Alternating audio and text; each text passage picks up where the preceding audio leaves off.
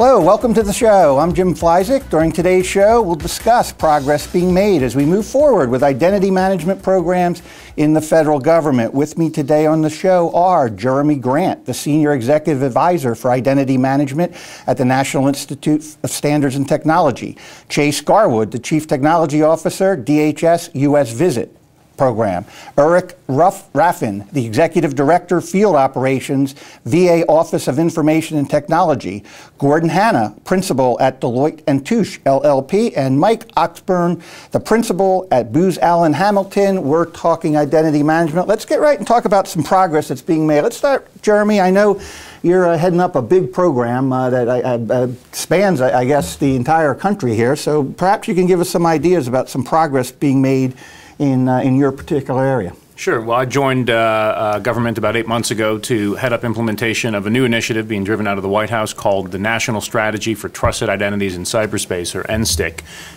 It was signed by President Obama in April, launched with a big event hosted by the U.S. Chamber of Commerce, and we've had quite a lot of activity since then focused on the implementation of it.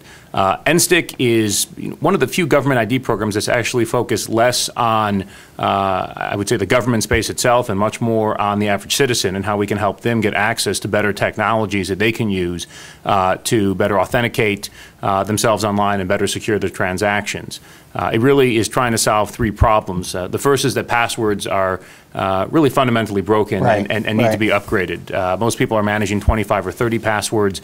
It's completely unwieldy. Even the best ones aren't particularly secure. There's plenty of ways for the bad guys to still get through them, and what we really need to try and do is get the country as a whole to be using stronger technology, mostly multi-factor types of authentication in order to crack some of the big problems that are caused by passwords. Just an interesting stat, Verizon and the Secret Service do a study every year on data breaches. They found last year 4 of the top 7 methods of attack used around data breaches were tied one way or another to our reliance on passwords. Oh, wow. It's, in cybersecurity, you should try to focus on some of the most commonly used vectors of attack. It's pretty clear passwords is the place you want to start, and some agencies who have successfully gotten away from them have seen some really great results. The second thing we're trying to tackle is that 18 years after the famous New Yorker cartoon was published, where the dog says to his friend the dog on the computer, anonymity on the internet. Great thing about the internet is nobody knows you're a dog. That hasn't changed, and there's times when it's fine to be a dog on the internet, whether you're just browsing or leaving. Say under perhaps a pseudonym, some very polite comments at the end of an article on, say, Federal News Radio. Right.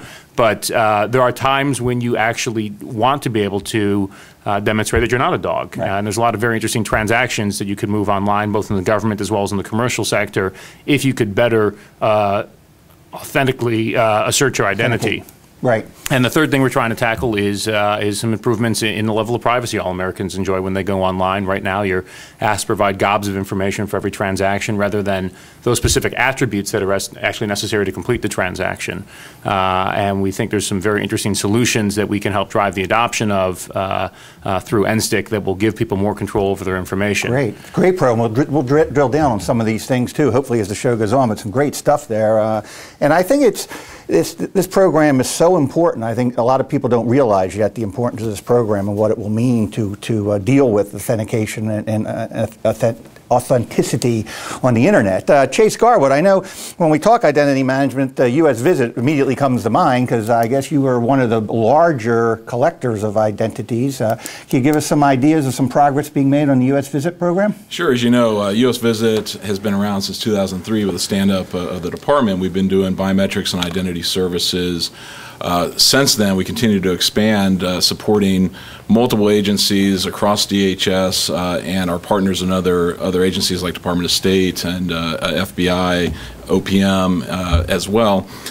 So we continue to expand that mission demand and expand just the need for biometrics and identity services to provide not only security but also identity assurance to protect folks' identities and introduce integrity into the system. It's also been great. We're part of the National Protection and Programs Directorate, which has our cyber security folks. So how does biometrics and identity support the things that are going on with the NSTIC, as well as HSPD-12 and other uses of biometrics. So there's still continued demand, multimodality, so beyond just fingerprints into facial recognition, iris, voice, DNA, et cetera. So it's, yeah, some really good stuff going on there too. And I know I personally believe that the identity question, if you can solve it, it's going to make a lot of other things a lot simpler. And I know last year we had a U.S. visit, and DOD and FBI, and that talk about how the three organizations, along with State Department, are working together on this stuff. And you really can put together, in fact, we were talking about, should there be like a biometrics as a service thing in the future that can, deal with some of these issues for the entire government. There's a real potential there, and it's come a long ways from good government and partnerships amongst the agencies. Yeah, terrific. Gordon Hanna over at Deloitte and Touche, tell us a little bit about how Deloitte is positioned in helping the government with some of these identity programs. Sure. We're in the business of actually helping agencies try to comply with some of the initiatives you heard mentioned with Jeremy with the national strategy, and another large government initiative called Federal Identity, Credential, and Access Management, or FICAM. So that's a very broad initiative that the government has undertaken to really get their arms around their management of identity and use of identity within their agencies. And part of that is very strong, the highest level of authentication in the government terminology of level 4, use of identity proofing and issuance of credentials to government employees and contractors. And now the agencies are really, I think, over the cusp to celebrate the issuance of those credentials. Really, they're at the 80–90% level. Certainly, Department of Defense, I think, has led the way with their Common Access Card, and over 3.5 million active cards in issuance and being used for network access, for building access every day. And a lot of the other agencies that began their programs really in 2004 and began issuance in 2006 now have the critical mass of issuing the credentials, but the real focus now is on using those credentials. So using them, very strong authentication to get onto your networks, to get onto your applications, and also to get into your physical spaces and systems. Yeah, so the HSPD 12 cards and the credentials, it's and there's a big difference between getting the authentication piece down, the cards issue, and then the next step, which is the privilege that goes along with that identity. And you can just use your imagination, especially if you go with an opt-in process for the future, the kinds of things you can do once you solve the authentication issue. That's right. Eric Raffin over at VA, when we think of VA, I guess, healthcare, identity, things like that become extremely important, and, the privacy issues associated. So tell us a little bit about what you're doing with the identity area. Sure, thank you. I'm most excited that at the core of our organization over the past several months, we've restated our core values. It spells out the acronym I CARE, and the I in I CARE is integrity. And so it's very clear that integrity has always been our minds on how we conduct ourselves and how we handle services for veterans. But when it comes down to identity management, integrity is what we're all about. And as somebody who's in the service provider business and trying to get services through our internal customers, 300,000 plus employees across the country, we're trying to do our best to attract more veterans to own their health. And to own their health, they have to own their health information, and we have lots of it. We've had a very successful rollout of our Blue Button program, but as I think we've heard from the prior speakers already, the world of passwords is broken. And for me, it's really about layers. How many layers, can we keep forcing folks to comply with in order to get to ultimately what's theirs, which is information about their own health. And we're in the process of rolling through a proof of concept based on the NSTIC construct for us to be able to attract more and more veterans. We're seeing millions of folks every year. We're serving, upwards 25, 30 million veterans in both the healthcare and the benefits realm to be able to own their information. And being able to do that by simplifying and providing a higher level of assurance is what we're on track to do. Right, I know, and I've heard the arguments, and I've spoken on the subject a number of times. People say, oh, well, we can't have all our information on a card or whatever. And then I quickly point out to them, well, where's your information now? Tell me where your health information is from the time you were born. Where does it exist? And nobody can answer that question. Short of being, unless you're in the military your whole life, maybe you have a clue. But if not, nobody knows where that stuff is, and it's probably in paper form, and who knows. Mike Ozburn, you and I have talked on the subject a number of times. I view you as sort of a subject matter expert who's been all over this subject for quite some time. Can you tell us the kinds of things you're involved in with identity management over at Booz Allen Hamilton. Sure, Jim, thanks. We actually see this as more of a transformation, I think almost at an internet scale level. What we're really in the midst of is this transformation from kind of an e-commerce model. And if you're as old as I am, you can remember when we all started this off and people didn't think this internet was going to be that big a deal. But over time, we would put this application on the web or that application on the web. And so it was possible to kind of take this siloed approach where I'll roll out one application, I'll have one password, to Jeremy's point, I'll put some security around it, life will be good. In a world of smartphones and social networks, those silos are totally demolished. And so I think what we see is the need to transform to kind of a trust architecture. And the point that Eric made is identity is a very important part of that. Privacy is a very important part of that. And I define privacy as that's the information that I care about that you need to protect from me. And then security, that's the information that you're responsible for because I don't want to handle it myself. And so what we're looking at across commercial clients as well as government clients is what we need is a new infrastructure for the individual that the individual can manage, the individual can navigate their way through, and as Jeremy said, go from a transaction where I'm anonymous to a transaction with Eric's VA organization that I can be totally assured that I'm being protected with my health care. Now, that needs to be a seamless, easy to manage infrastructure exactly like the internet today. So we're really excited about ranging, projects that range from HSPD 12, PKI, heavy levels of biometrics, all the way down to OpenID and the ability to easily navigate from one service to another and do it in the same sort of progressive engagement that we've seen on the web. Yeah, I tell you, I'm really into this programs. If we can get to a point where we can really begin securing, basically the issue we're talking about here is securing the internet, and that would just open up a whole new world of opportunities things that probably aren't even imagined today. Let's talk about some of the benefits we see coming out of these programs. Let's start with Chase Garwood this time. Chase, what are you?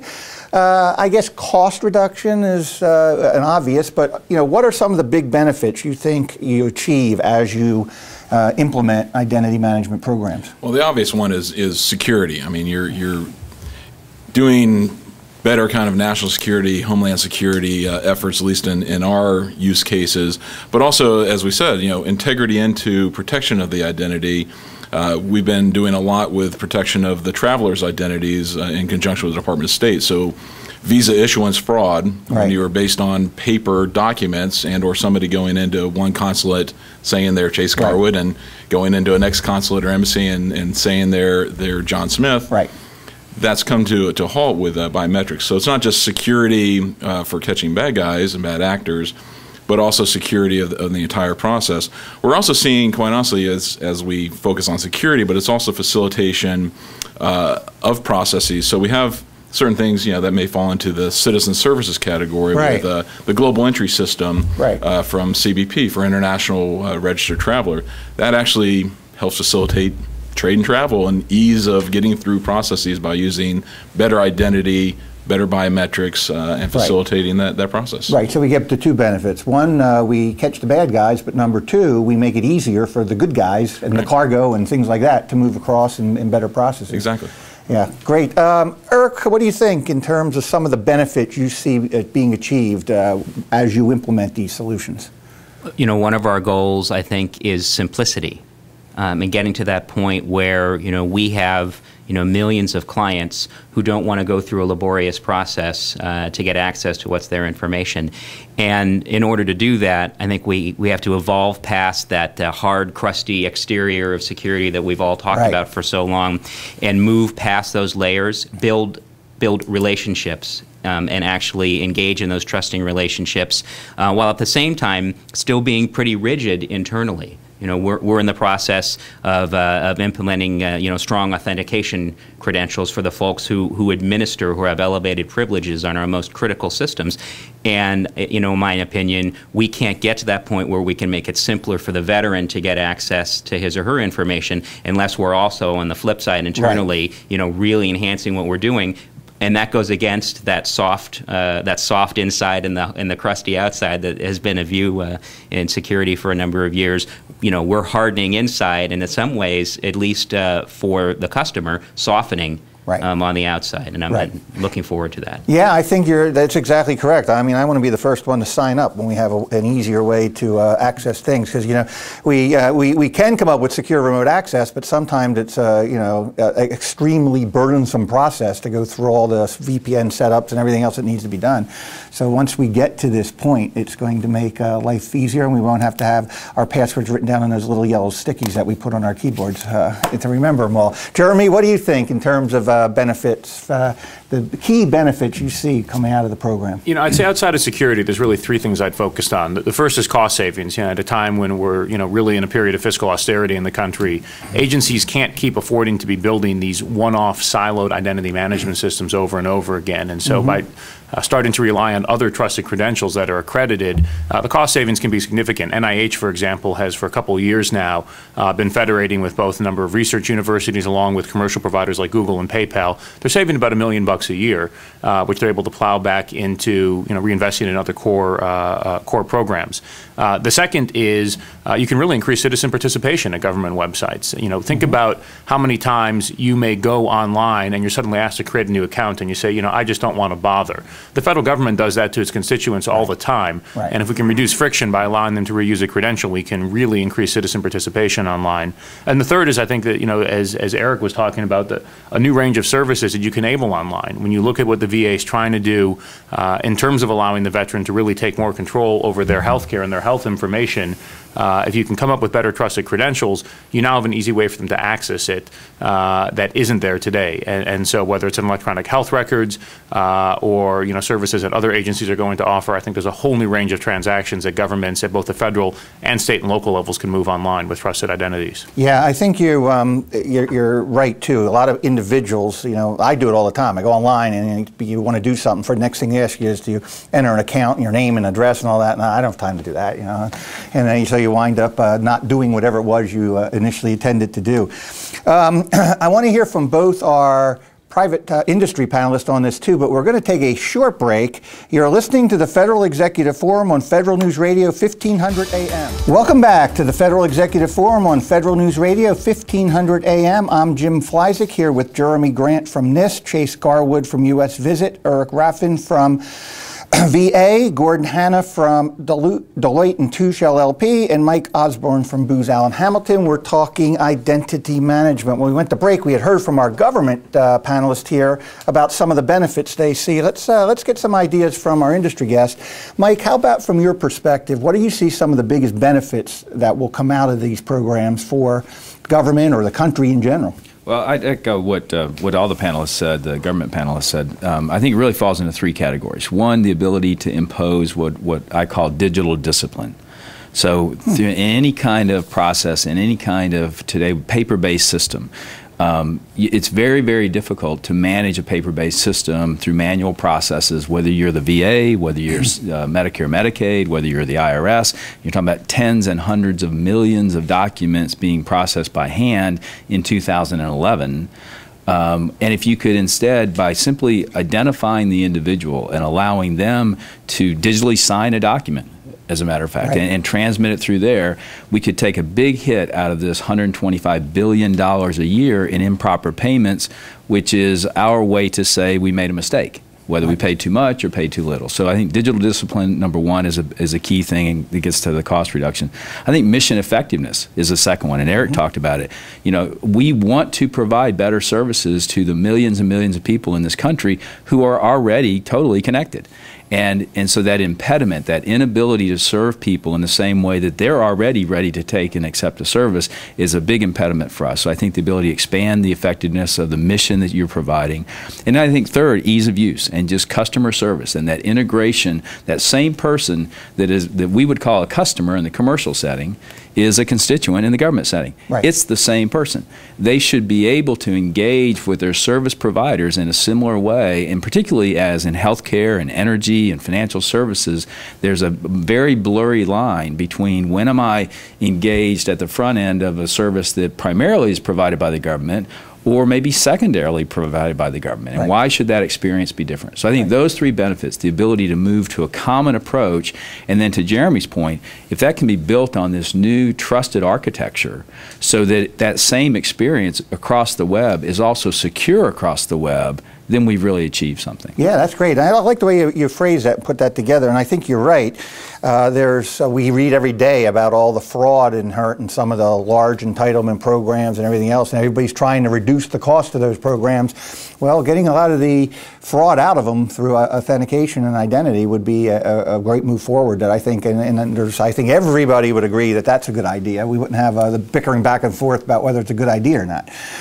Gordon, over at Deloitte, it's always difficult to be the last when you're talking benefits because it's almost like, well, ditto, but what are some of the things that you might come to mind that you might be able to add there that you see as benefits accruing from these programs? Yeah, Jim, I guess to follow the trend and look at groups of threes for benefits, we really think security is, one of the main ones, compliance, and generating cost savings. So you've heard from the panelists really on the security and the return. I'll spend a little time on compliance. I think we have a lot of folks who have issues in both their security and financial audits, and these types of technologies and systems actually help address those. There was a stat I heard the other day that close to half of all breaches actually come from insider threats. These types of technologies will actually help address some of the security issues around insider threats as well. And we also see a lot of our clients spend a lot of time bringing folks into an organization, whether they be full-time employees or contractors, and when they're done with their work, leaving the organization and the security gaps that can come with that, along with the wasted time. So really streamlining those processes and onboarding, conducting background checks in a very timely manner, and giving folks their appropriate credentials and access becomes a very important item. I think you heard about the digital signature. We think that's a very powerful capability when you think of all the paper we move around today how many in times society. You write your name somewhere. In the ability to digitally sign. So I know a lot of folks are actively working on getting the right policy and guidance in around digital signature. And then one of the other big ones, based on the traffic we have in the DC area, the telework capability. So to actually remotely come in and be able to work from home on certain days could be a big benefit to us who sit in traffic every day. And then just hitting on the savings, by knowing your folks who are accessing your infrastructure, we've actually seen organizations save on things like software licenses. So the number of seats you have to pay for. So really, if you can do all those three things and actually make it more convenient for the individual users, I think you've got a real winning solution. Yeah, I agree with you. I think there's some great points you just laid out there. And in that cost savings, I read somewhere that the most profitable hospital in the country last year was one that they credited it to go into identity management for everything. They had like RFID tags on beds and medicines and things and individuals. And at first, there was a lot of resistance from the employees, feeling like, oh, wait a minute, everyone's going to know where I am all the time. But over time, they love it, and they think they've reduced the cost dramatically for their business processes and so forth. So I think there's a lot to it, the things you're talking about there, and improving the processes down the road. Let's talk about the things that are difficult to do, and some of the challenges that are out there, and some of the things that still have to be overcome to really get to where we want to go with this. So what do you think are some of the major challenges we still need to overcome? Let's start with Eric this time at VA. What are some of the tough things for you that you're still trying to overcome to get to where you want to go on this? I think the one that sticks out for me the most, and it's back again on trying to get more veterans engaged, is education. And education from the perspective of, can I provide the level of assurance and the comfort and the ability to, or the feeling to be able to go online and feel comfortable that your identity is protected and your information is protected, and then I can get that to you. And I think that's difficult when you're trying to reach out to a vast population, and there are a lot of cohorts You know, we have folks, you know, like myself who can remember being in graduate school and loading the first version of Netscape and wondering what on earth downloading an image was, to folks who are, you know, obviously senior citizens who, you know, I came in today to the studio in a taxi, and the taxi driver doesn't own a cell phone. Doesn't have a computer. But I want, you know, and he's a veteran, I want that individual to be able to find a comfortable way, even if it's at a public library and a public computer, to be able to have the right credentials, to be able to be proofed and authenticated to get that information. And for me, it all gets back to having the right educational campaign. Yeah, I think education awareness is a big deal, especially, I mean, but I think as new generations enter the workforce, that will change. You know, I mean, I know my kids right now. I mean, they're all over. They've got every device there is, and they steal my upgrades every time one's available. So, Jeremy, what do you think? Some of the big challenges, some of the difficult things yet that need to be done. I know the budget climate is one that looms out there, and the uncertainty associated with it. But other than the budget situation, what are some of the other tough things? You know, I'm actually less worried about the budget and more about 4 key topics that I think we need to make some progress on. First is interoperability, the second's privacy, the third's liability, and the fourth is usability. And let me talk about each real quick. Interoperability, there's a lot of different authentication solutions that are out there in the identity management space.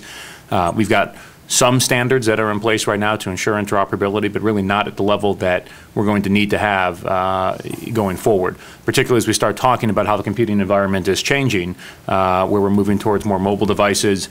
You know, Eric and I were talking, you know, before the show started about the VA's plan to start moving forward with a number of tablet computers, things like the iPad. Well, that, you know, raises a big question. We've got a federal mandate to log into your computers with a smart card, and there's no slot in the iPad to insert it. So we're going to need to address that. Privacy, I think, both in the government as well as we get into the consumer space with stronger credentials. If you've got different firms that are playing the role of identity provider, what information are they going to collect on you? How can they use it? How can they disclose it? We don't have great rules of the road today, and we need to have some that are in place that are really going to protect consumers and give them more choice and control over how their information is used. Liability is real simple. What happens when something goes wrong in one of these systems, particularly in the commercial space? It's been pointed out, if you look at things like the bank card network, we've got things like Reg E and Reg Z. So if my credit card's stolen, I'm only accountable as a consumer for up to $50, and the bank pays a certain amount and the merchant pays a certain amount. We don't have any certainty there in the identity space. And the fourth is usability. A lot of the technologies that are out there today as alternative to passwords can be a little clunky. People don't necessarily want to have to carry around another token with them. They haven't been widely adopted, I think, in part because there's some usability challenges. The amount of innovation I'm seeing with new, strong authentication technologies built around smartphones and the mobile platform is really fascinating right now, and I think it's going to provide a way to overcome some of those usability challenges from the past. Yeah, great points there too. Also, I know liability, I know DHS faced that in the early days too, and come up with the Safety Act to try to give some kind of insurance, if you will, to someone who is, you know, whose products could be used in the wrong way. And you're right about privacy. I think it's going to be important to make sure that that's hit right up front, because you know, one mistake in that area can quickly bring a program to its knees. Chase Garwood, what do you think are some of the hard things yet, big challenges you're trying to overcome to get where you want to go? 3 things. One is somewhat the technology. As we continue to scale at the levels we're talking about when we're talking identity and biometrics, what is the technology that's able to do that from large system, large transactions, and multimodality and all those features? Number 2, just to echo Jeremy, it's when biometrics, and we started back in 2003, there were no national level around the world scale programs of identity and biometrics. Now, in 2011, across the international spectrum, governments are starting to use biometrics and identity for various purposes, whether or not it's border control or citizen services or for their financial systems. You know, look at India. That's a scale that will be very interesting to watch. Makes us look small in comparison. And to echo the privacy. You know, in that international ecosystem with identity and biometrics, what is the privacy considerations in there? And one thing that the U.S. visit has been successful since the very beginning, we established privacy and security at the very front. We have a dedicated privacy officer at our program level. We have a privacy officer at a National Protection and Programs Directorate level, and we have the DHS privacy officer. As a matter of fact, this is our Privacy Awareness Week that we're doing a lot of cyber, biometrics, and identity work this week. So that privacy in an international ecosystem, not just a domestic, is going to be, I think, challenges to go forward. Yeah, I agree. And, you know, and you hear the privacy, you know, government, big brother, this, that, and the other thing. But what I observe is in just about every government program, there is somebody dealing with privacy right up front, you know, I think in it. So, you know, when you think about, in my mind anyway, when I think about privacy, it's not the government programs. I think like the credit industry and credit cards, all that other stuff that's out there that needs that. Hopefully Jeremy's programs will be addressing some of those issues too. Gordon, how about from your perspective, what are the hard things, challenges, things that you got to get overcome to get to where you think we need to go? Yeah, with identity programs, I group it into two key areas to kind of coin the phrase from the nuclear strategic reduction talks. Right. Trust is the first area. So we're really talking about trust in credentials being presented and the ability to trust those credentials. So that means frameworks, standards have to be adhered to. There have to be capabilities to audit organizations that are issuing those credentials to make sure they comply with all the guidelines and rule sets, if you will. And then the second piece is the verify. So if you think about how we get on planes today in airports and we present our driver's license, all that's happening today is really a visual inspection. Right, and presumption that that driver's license is valid. That's right. Well, so what we're talking about now is a transformation into the ability to more or less validate the validity of that credential electronically and in real time. So we're moving past the age of what I call the flash pass and the ability to actually authenticate what's being presented. And typically you have to go back to whoever issued it and check with them. Right. And that ability requires infrastructure. So that's a key area for us that we're looking for as we move into a more federated world where we're trusting credentials that were really issued by other organizations and now are being presented to someone to trust them for a transaction. Right. Yeah. Very good. Good point there. Yeah, I know for years we've been dealing with, you know, how does the enrollment process work? Remember, we were going to have PKI everywhere and everybody's going to have it. And then the question is, where do you go to get your verified identity? But I think now with some of the things that NISTIC's addressing and all, there are ways to, you know, positively identify individuals without having an onerous process of like standing in line somewhere and waiting for hours to be the next one in. Mike Ozburn, what do you think are some of the really tough things, Mike, that you're trying to do, things you got to get accomplished before you're actually going to get where you want to be? So I'll be the heretic as I sit on, obviously, my last panel in this environment, in this community. But I think it comes down, it's leadership. Okay. Because I think all the issues that we're seeing, the framework for the solution is there. And I think and I would especially look at the work that Jeremy's doing in terms of both here, and we're seeing it in the UK and elsewhere, the leadership has said this needs to be led by the marketplace.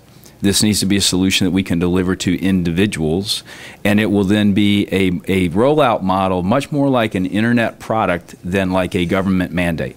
And I think seeing leaders, and we've seen them at the VA, we've seen them at Medicare, Medicaid. I mean, so this is going on. I don't mean to be a criticism, but I think we have to support the leaders who are embracing that vision. In the UK, they call it digital by default. Right. And they've looked at that and they've said, you know what, we have these budget constraints and we need to recognize it's 2011. Our citizens are already connected. We don't have to pay for them to be connected. We don't have to train them to do these things. What we need to do is present a better benefit for them. And I'll give you two examples of what I mean by that. In roughly the same time period back in the early 2000s, two initiatives began. One was an initiative to better identify our armed forces. And so we started that program early in the 2000s, and 10 years later, plus or minus, we've got common access cards, we've got PIV cards, we've got PIV-I cards, and maybe on our best day we've issued 20 million or so, and it's cost us quite a lot of money. And sometimes they work, and sometimes not so much. There was another initiative started about the same time in a really complicated technology environment that was very confusing with lots of different software, lots of different hardware, lots of different standards. It's just as complex as everything we're talking about. And then there's this little company that said, if you'd like to listen to digital music, here's a way to do it, and it's called an iPod. Roughly the same timetable. 10 years later, more than 250 million iPods have been purchased by individuals, not paid for by the government. And that gave rise to the iPhone. And as the guy that put a browser on a cell phone in 1999, when everyone said, you're an idiot because no one will ever do email on a cell phone, when they got that right, we now have smartphones with a common new experience called an app, whether it's on a BlackBerry or an Android or an iPhone, and those same hundreds of millions of people have no problem understanding the difference between the two, and that's given rise to iPads and a new frame of digital publishing, and what we're seeing is if the market is allowed to move forward, and if we focus on the benefit to the consumers will pull this out. And I think that's the message back to leadership inside government agencies, is you've got the right model, the technology will get worked out, allow it to move forward. And my last example on that is, in the identity space, look at what Facebook has done. And this is the good news and the bad news. They decided that it was too hard to go to a new website and log in. And they were losing lots of money commercially, with advertising, with all sorts of things. And they said, well, we've got a big community. We'll make it easy to let you go to that other website, use your Facebook ID to register over at that other website, and it'll streamline registration and login. It's not secure. It does not protect your privacy. It does not protect your identity. And by the way, we own all that information about you here at Facebook, right? It's called Facebook Connect. Notwithstanding all those limitations, it's on more than 2.5 million websites now, and it's used by more than 250 million people every month to accomplish one simple benefit: make it easier for me to register and log in.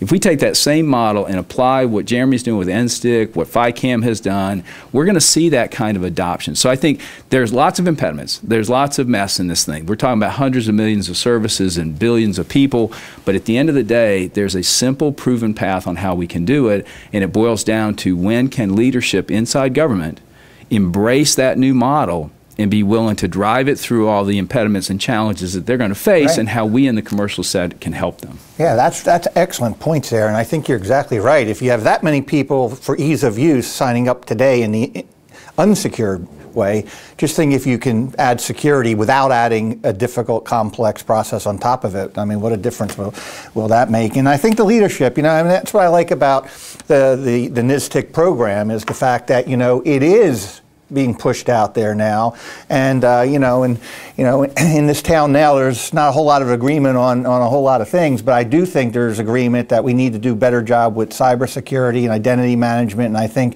I don't see big fights going on over whether they're important topics or not. They are.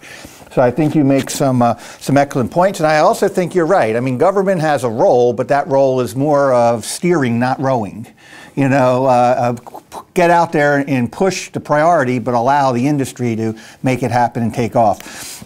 We're going to switch and talk a little. Someone brought up interoperability. I want to talk a little bit about interoperability, and then listening to Mike talk here, it inspires me. We need to talk about the future and what the future is all going to mean. So we're going to do that when we come back, but first we're going to take a break. You're listening to the Federal Executive Forum on Federal News Radio 1500 AM. To the Federal Executive Forum on Federal News Radio 1500 AM. I'm Jim Flyzik here with Jeremy Grant from NIST, Chase Garwood from US Visit, Eric Raffin from VA, Gordon Hanna from Deloitte and Touche, and Mike Ozburn from Booz Allen Hamilton. We're talking identity management. We've talked about benefits. We've talked about some of the challenges yet, and interoperability came up as one of the big challenges. Jeremy, how are you thinking about the interoperability issue since your focus is sort of, outside of the government space, and then we've got some others here that are working inside the government space? How is this all going to, in the end, try to come together? Sure. Well, to be clear, what NSTIC's looking at is both outside and in. Well, our primary focus, I think, is really looking more at the consumer space and how to help individuals across the country get access to more secure, interoperable credentials. The government's got to be an early adopter. That's something that we've heard from industry, and so we spent a tremendous amount of time working very closely with the folks who are running Federal Identity, Credential, and Access Management initiatives initiative, FICAM, over GSA that Gordon mentioned before. FICAM really represents the .gov embodiment of NSTIC. It is the set of standards and rules that will allow today the government to accept a lot of different externally issued credentials. And so working closely with them, it really provides a foundation not just for government to look at, but also potentially some of the commercial sector as well. I think we've got standards right now at a lower level of assurance. If you're talking just about using username and passwords that are issued by external providers interoperably. I think at a higher level of assurance, when you start to get to more robust security technologies, there really is a lot of work to be done both in government and the private sector. I will tell you right now, as we embrace the part of our role as a National Program Office of NSTIC that's coordinating different interagency activity, it's really clear that whether you're looking at the VA or Social Security or the IRS or the Department of Education, there are a lot of killer apps that agencies are working to move online that they can't do without actually having some sort of strong two-factor authentication. Right. And one thing we're trying to do is ensure that every agency doesn't build a solution in a silo. One, we can't afford to do so. Right. Two, it's not going to make much sense for the citizen that if I'm a veteran who's a taxpayer and a college student, if I need to obtain a separate credential from the VA and the IRS and the Department of Education in order to do business with each of them at all. We don't want to walk around town with 15 cards in our pocket.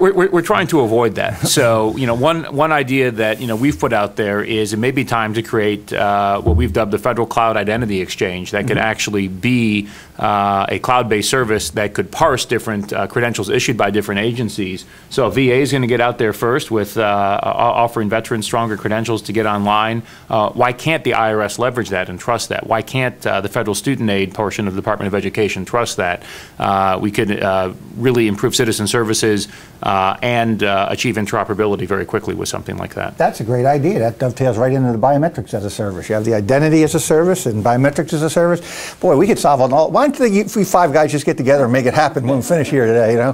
Chase, what do you think for interoperability? I know you're working closely with FBI, DOD, and other, but how about other aspects of stakeholders that have to interoperate or work with U.S. Visit? Well, that's interesting. As I think Mike said, it's the technology is easy. It's the processes, it's the people, and it's the portfolio management and getting folks together. And as you mentioned, we've got great partnerships with FBI and DOD and Department of State. Right. A lot of building blocks there for a federal biometric private cloud and services, when we're already doing that for OPM and elsewhere.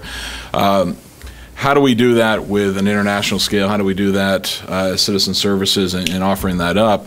I think it is into the standards community. I mean, we're working NIEM, so the National Information Exchange Model, with NIST on the ANSI-NIST standards. So when we're using biometrics and identity, which then plays into FIPS, plays into the FICAM standards, so that we can all interoperate. And the industry, when they're building solutions, whether or not it's biometric capture devices to back-end systems engineering, how are we able to actually easily mash up solutions and plug and play as needed. So that's where we're going. It's a good point too about industry, because as over time, let's face it, mobility is going to become a bigger and bigger issue.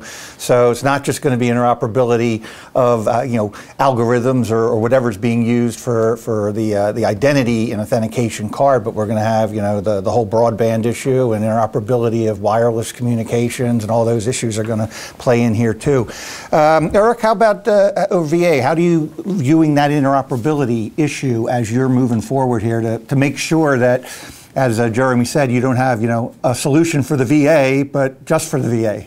Sure. Well, and that's just it. It's for me, I view it as we work. Even it's been in the news. Our interagency partnership with the Department of Defense, our work in Chicago at the James A. Lovell Federal Healthcare Center, where we've been looking at how do I bring identities and systems, both ends, bring the data and the users together so that they can interoperate in a single healthcare facility. It takes vision, and it takes a perspective that the way that I've done it before may have been outstanding, but we have to continuously improve and enhance. And I think sometimes that's difficult because when we complete a program, we implement a project and we plant the flag in the ground, we like to say we did it. Right. But this is an environment that is very dynamic, and it's always we're always going to have to be shooting for something higher.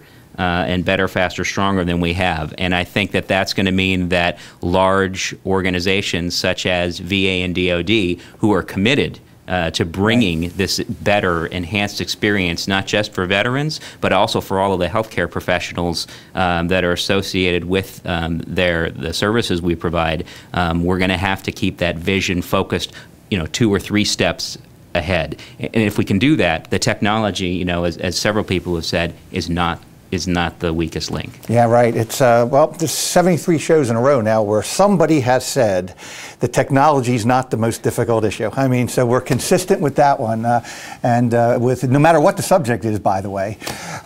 We've got about 12 minutes left, and I really want each of you to have an opportunity to lay out sort of your vision for the future here. So, we've got let's move to the future, the world we're going to be living in down the road. On a broader scale, what will this all mean? I mean, we are hearing about the benefits and challenges today, but what will this mean to the country, the world, the citizens, services, and so forth as we think down the road? So put on your, your future hat and look into your crystal ball and give us some ideas of some of the things that'll come out of this. Let's start with Mike Ozburn at the Booz Allen Hamilton. Mike, what do you see? Where's this all going in the future, and what will it mean for our country? So my 90-second future of the world is, you got it. I think what we'll see, and the pattern's already been set, I think we'll see a shift where the focus will be on the service that's being provided to the individual. So whether you think of that as a use case, whether you think that as a service, we're going to focus on how can I make your life better, using this trusted architecture as the basis to do that. So Jeremy pointed to the example at NIH. I think what we're seeing with the blue button at VA, that pattern has been established. The agencies are doing it for their own employees. The issue is we need to change our focus from the 20 million employees to the 250 million people in America that need to get that benefit. And I think what you'll see is that, as we've seen with everything else, by focusing on a great service, we'll get great adoption. And by focusing on the benefit, people will pull these enablers out. We don't have to push the enablers. We need to push the benefit. We need to offer up the benefit. And I think we'll see that shift. And as we see that shift, I think what will happen is that we'll move to this new common environment in the same way we've moved all these web services. And, I go back to the long distance world when I was with a company, when we broke up the phone company. Right. I'm old enough to remember that. And that was a big deal. We thought it was a big, gigantic deal for about 2 or 3 years. Mm-hmm. My kids have no idea what I'm talking about, right? Because you just make a phone call, right? And I think we're going to do that same thing. We'll go through this great big childbirth, and then we'll use these trusted credentials in a trusted architecture, and people will look back and go, what was a password? And what was the big deal? So I think when we shift that focus, when we get leadership to align around the platform, the framework that's already there, with what FICAM's done, with what they've done in the federal enterprise architecture, with what Jeremy's doing, with what private companies are doing. The framework is there. We just have to get moving. Yeah. Exciting stuff. I agree. Boy, I'll tell you, I think this issue is just so much bigger than people realize in terms of what it can enable in terms of opening up a whole new world of creativity and innovation and new ideas. Eric, over at VA, Eric Raffin, what do you think, or what's your future look like? Where's this all going to go? Am I going to be able to walk into all the various doctors I go to and just scan my card and not fill out 2,000 forms per year? And perhaps you wouldn't even need a card. There you go. I think, specifically in the healthcare space, we always hear healthcare researchers saying, if I only had more longitudinal information, all of the health information that somebody can bring with them when they have an issue, when they have an unexpected illness, when they show up in the emergency room. These are tremendous weaknesses, and they put our healthcare professionals, and not just in VA, this is really, a global issue, at a disadvantage because they just don't know what's going on. They don't know your history. And we've taken, what in the grand scheme, I guess, are small steps, but I think they're large steps at making our systems that have all of this longitudinal information chat with one another and be able to provide sort of on-demand communications. But we're consumers. I have an iPhone. I walk around. I still have 50 passwords on that thing. I have a password wallet because I'll never remember all the passwords. When we get to that point where I don't need the password wallet and where, when I show up, I can get that access, we will have worked out the data stuff on the back end as far as providing the longitudinal healthcare information. And for us, that provides not just from a medical research perspective, but an on-the-spot. I've had a catastrophic incident occur. Immediately, I don't have to have a paramedic. I was an EMT for a number of years. I don't have to have a paramedic sift through a shopping bag full of medications. I've got it right here. It's all right there. That's right there. I know all your allergies. I know when you had surgery. I know that you don't have a kidney on your right side. These are the type of things that healthcare professionals, we can reduce adverse consequences when we have it. And I think we're totally going to get there. Right. So you're basically saying we're saving lives. I mean, that's how important this issue is. Yes. Gordon, Hannah over at Deloitte and Touche, LLC, LLP, would you give us, how's it look to you? Where's this all going? Yeah, I think we've heard a couple of the key components today. Mobile is one and cloud, I think, is another, where we recently did an online webinar on what we call identity as a service, and I think of those kinds of initiatives combined really to be able to offer identity as a service. And we had a large number of folks turn out. And the interesting part to us is we did some polling questions, and one of the key areas we looked at was, we talked a little bit about Jeremy's national strategy and whether or not it would benefit the nation, essentially, and over half of the respondents felt his initiative could benefit them. Yeah. So it's also an area where I think the federal government is providing very strong leadership through the NSTIC and FICAM initiatives you heard today. I think that we're going to move to a world of what I consider dynamic access control. So for the ability for applications and relying parties to make real-time decisions based on a variety of factors, sometimes called attributes or privileges. So really to make those decisions in real time, to have a choice of what types of technologies and tools I use as a consumer to verify my identity, to give me that choice, and also to introduce things like what I call identity history. So one of the key challenges of 9/11 is we didn't have a lot of identity history on the attackers. So really moving into that realm where we can look at identity history and we can look at real risk and prevent things like these large breaches. So real control over data as well tied to the identity. Yeah. So that's kind of where I see things. Yeah, going. Very good. That's back to that point. Well, not only we can use it to solve real problems and security problems and catch bad guys, if you will, but on the other hand, we can make life a lot easier and services much improved, privacy improved for individuals. Chase Garwood, what's it look like in your crystal ball? Where's this all going down the road? I'm a big fan of mobility. I think mobility is going to be key, and I think biometrics built into that mobility. We're seeing commercial products coming out right now with voice and facial on smartphones, so that when you make that easy to use, when it's not an extra dongle or sled or other things, I think that's going to help provide capability and innovation for a lot of different things. I mean, we're looking at Apple and Siri just came out. That's not using voice recognition for security yet, but that's some interesting things. Android's doing some similar things, facial recognition with Facebook. So when that's built in that mobile device where your data is coming with you no matter what, how do you make sure that it is you and you authenticate, non-repudiation, and just facilitation? I think that's going to open up a whole road of innovation with mobility and biometrics and better identity built in. Yeah. I agree. I think there's some excellent points made there too. Jeremy, I guess when we talk vision for the future, you've got sort of a program here that's all about, in some essence, creating that vision and making it a reality in a lot of different ways when you think of the scope of what you're looking at. What do you see? Where do you see all this going? What's it going to look like in the future? Sure. Well, first of all, just to slightly correct Gordon, talked about it as my strategy. It's not. It's President's strategy. President Obama signed it in April. I think it's worth noting in that it really underscores the government's commitment to actually tackling this for the country. When the topic of identity becomes enough of a national priority that you actually need a presidential strategy that gets the government as a whole marching in the same direction, I think it really speaks a lot both to where we're going as well as to the commitment of the government right now to helping solve this problem.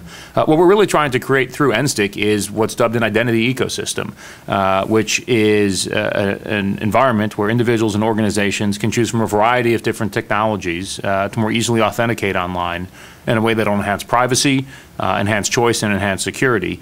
And the way that you can choose from a variety of different technologies is by adherence to a common set of standards and policies. That's a big reason why NIST is actually leading the implementation of it, is working in consultation and in partnership with the private sector on standards and best practices is what we do. So the identity ecosystem is the vision of the future. I think it's where we're going to get actually within 2 or 3 years, and I'm excited about where we're going.